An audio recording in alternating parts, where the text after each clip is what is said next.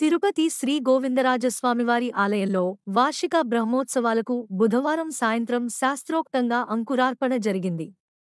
బ్రహ్మోత్సవాలకు ఆలయంలో అన్ని ఏర్పాట్లు పూర్తయ్యాయి. చలువ పందిళ్లు ఏర్పాటు చేసి అందంగా రంగవల్లులు తీర్చిదిద్దారు. సాయంత్రం 5:30 నుండి అంకురార్పణ ఘట్టం ప్రారంభమైంది. ముందుగా సేనాధిపతి ఉత్సవం నిర్వహించారు. యాగశాలలో వైదిక కార్యక్రమాల అనంతరం శాస్త్రోక్తంగా అంకురార్పణ చేపట్టారు.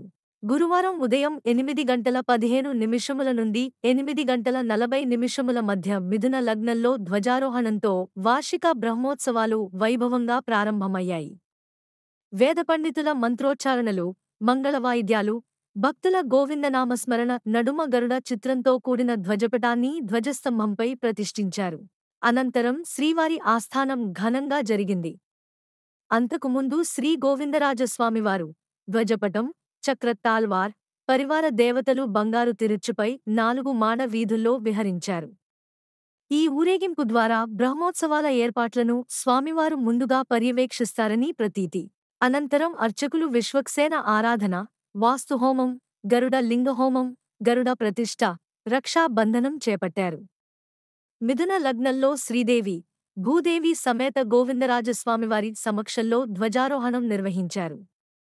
18 గణాలను, ముక్కోటి దేవతలను బ్రహ్మోత్సవాలకు ఆహ్వానించడం ధ్వజారోహణం ఉద్దేశం. అనంతరం ఉదయం 10:30 శ్రీదేవి, భూదేవి సమేత శ్రీ గోవిందరాజస్వామి ఉత్సవర్లకు వైభవంగా స్నపన తిరుమంజనం నిర్వహించారు.